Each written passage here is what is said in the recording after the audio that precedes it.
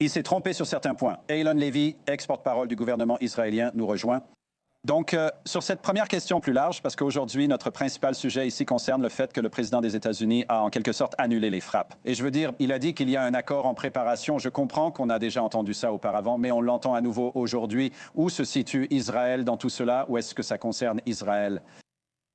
Israël espérera que le président ne va pas revenir sur ces lignes rouges. Le régime iranien doit être neutralisé en ce qui concerne la triple menace, le programme nucléaire iranien, les missiles balistiques et les forces supplétives de l'Iran. Et il faut traiter ces trois aspects ensemble, sinon le régime iranien ne deviendra que plus dangereux. Si le président finit par conclure un accord comme celui d'Obama, comme le JCPOA qu'il a tant critiqué, eh bien cela va simplement réinjecter des centaines de milliards de dollars dans l'industrie des missiles balistiques qui menacent tout le Moyen-Orient. Et cela va jeter une bouée de sauvetage aux forces supplétives de l'Iran, comme le Hezbollah, qui ont causé tant de morts et de destruction. Il y a donc une inquiétude en Israël aujourd'hui que le président puisse signer un accord JCPOA à la manière d'Obama, mais il a été très clair sur les raisons pour lesquelles ce serait une mauvaise idée. Et tout le monde ici croise les doigts pour qu'il reste fidèle à ses convictions. C'est ça. C'est lui qui a dit qu'il devait faire mieux ou c'est lui qui a critiqué les accords d'Obama. Donc je pense que beaucoup de gens ici considèrent aussi cela comme un point de référence. Sur la relation entre les deux administrations, j'ai évoqué J.D. Vance, le vice-président,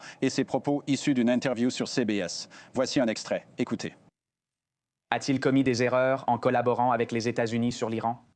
Écoutez, il s'est certainement trompé sur certains points, mais fondamentalement, comme quoi? Eh bien, je pense qu'il vaut parfois mieux que ces conversations restent privées. Mais ce que je dirais, c'est qu'il a été un bon partenaire. Nous continuerons à travailler ensemble, mais quand nos intérêts diffèrent, les États-Unis privilégieront les leurs. En quelque sorte, vous savez, il ne s'est pas vraiment rattrapé, mais il s'est certainement repris là, parce que cette première réponse, Eylon, c'était, eh bien, vous savez, oui, il s'est certainement trompé sur certaines choses. Eh bien, je veux dire, je pense que c'est vrai pour chaque dirigeant, dans chaque pays, partout dans le monde, à chaque moment de l'histoire, présent et futur. Chaque dirigeant se trompe parfois, et Netanyahou a certainement commis sa part d'erreurs, y compris les erreurs de jugement catastrophiques qui ont précédé le massacre du 7 octobre. Mais le message que les Iraniens doivent entendre est celui du CENTCOM et du département de la guerre, que l'Amérique ne pourrait pas rêver d'un meilleur partenaire qu'Israël est un multiplicateur de force pour la puissance américaine et que les autres soi-disant alliés devraient en prendre de la graine. Ce sont ces messages qui poussent l'Iran à reculer et la perception d'un fossé entre Israël et les États-Unis. Le moindre écart entre Israël et les États-Unis, c'est ce qui finit par donner du pouvoir au régime iranien pour poursuivre son agression contre les intérêts américains ici dans la région. Nous avons certainement vu cette perception, si c'était bien cela, apparaître au grand jour avec certains des commentaires du président. En dehors de ce que J.D. Vance a dit sur le bombardement au Liban, il voulait que Netanyahou arrête ça. Maintenant, d'autres questions concernent la Cisjordanie que j'ai sur la tablette. Nous allons montrer la carte, mais d'abord cet extrait sur la Cisjordanie avec le secrétaire général d'Amnesty International et les accusations contre Israël. Écoutez ceci, puis donnez-nous votre avis. Voici l'extrait. Un nettoyage ethnique en Cisjordanie est sanctionné par l'État, mis en œuvre par l'État et appliqué par l'État. C'est un projet d'État. Ce n'est pas une aberration.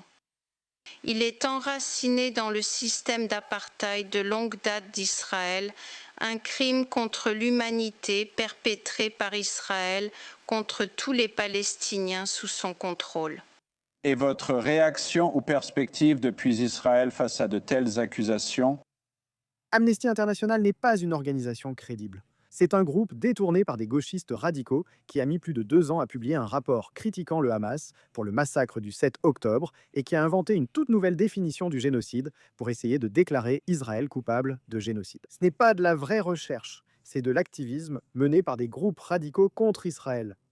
Nous avons effectivement un problème de violence des colons en Cisjordanie. C'est un problème grave qui s'inscrit dans un effondrement de l'ordre public. Mais passer de cela aux allégations scandaleuses faites par Amnesty, vraiment, ce n'est qu'une continuation de la guerre politique menée par des groupes d'activistes radicaux contre Israël. Très bien. Donc, Eylon Levy avec le point de vue d'Israël. Merci pour votre perspective aujourd'hui. Nous aurons plus d'informations sur la guerre et tout ce qui l'entoure dans un instant. Vous savez, le président avait promis de ne pas